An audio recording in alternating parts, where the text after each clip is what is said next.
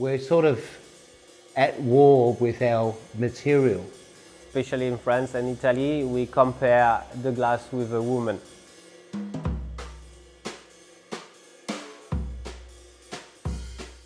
You caress the glass.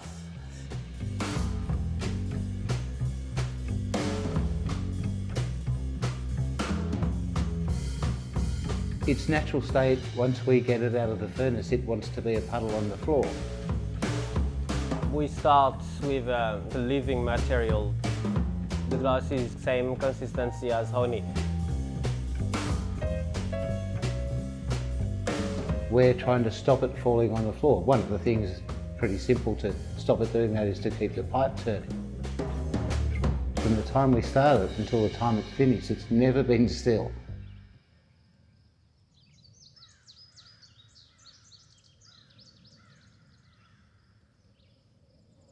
Looking out the door at what we've got, it's a really fabulous environment. Each one of them's different. Each one has their own personality. Naturally, design's part of our ethos. Healesville is on the door of the Yarra Range. We're in the middle of nature, the birds come to visit us. That's really special to me. You can find your inspiration in nature, you can find inspiration, everything's around you basically. So this is maybe the best example of it. We took the theme of birds, so you can see that's white cockatoos, the little beak here, and then the eyes. And there you go, you had a cockatoo vase. With glass, you need to have a specific plan with all the steps in your head, because as soon as you start, you can't stop.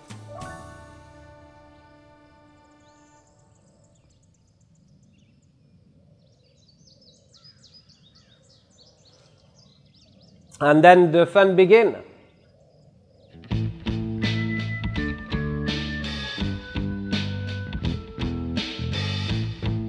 The hardest part of glass blowing is the heat and controlling a big quantity of glass. We play with fire, so play with fire, get burned, you know?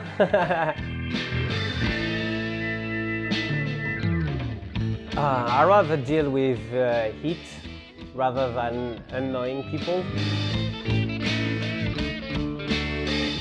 Everyone needs to be on the same page and moving in the same time. Teamwork's important. That's one of the things I love about it. Often art and craft is very solitary. There's a lot of teamwork in glass blowing, a lot of friendship and camaraderie. It's one of the really great things about it.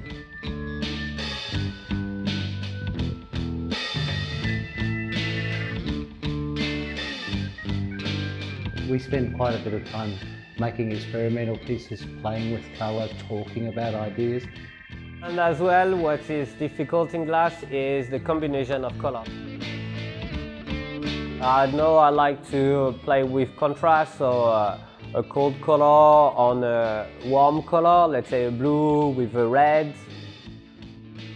It all depends what you want to talk about. The further you are from the piece of glass, the heavier it gets. So for example, this piece, it's over 5 kilos when it's finished. So it's pretty heavy already, just like this. And so you imagine it at the end of the pole. Yeah, this piece just killed me.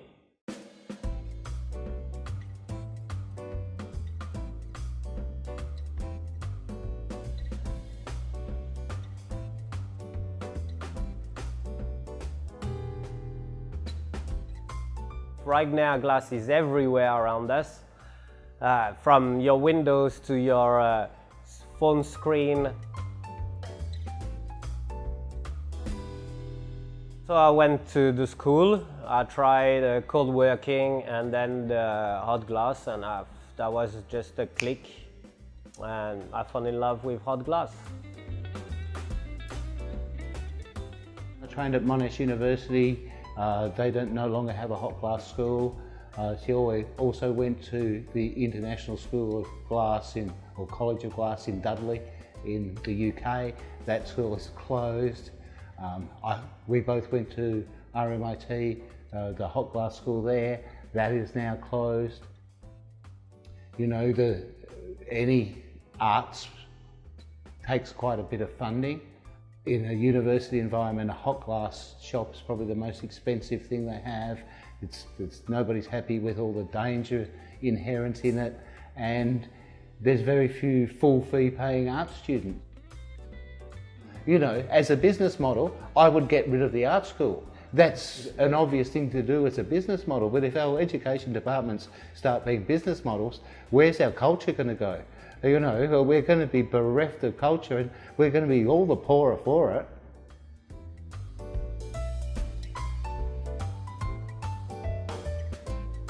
You know, I worked in hospitality, you know, and we would often blow glass hire a studio on the weekends, which was 2 hours from our house. So we get up at 6 o'clock in the morning, go and blow glass, drive home. I'd jump in the shower with a beer and a scrubbing brush, and I would go and work as a waiter until midnight or 1 o'clock in the morning, and then come home, have a few more beers, go to bed, get up at 6 in the morning, go blow glass again, and come back and play the waiter game again. But yeah, we worked really hard. That's the nature of most people that get something they really want.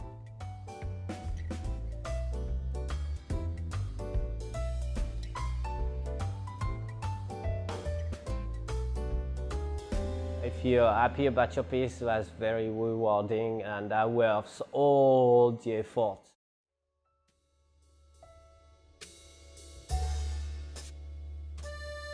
The material itself is challenging. It's a beguiling mistress. It's fantastic, we love it. That's why we're in the studio.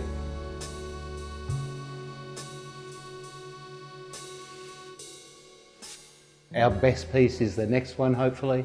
We look to the future a lot, we experiment a lot. It means a lot to us to keep improving.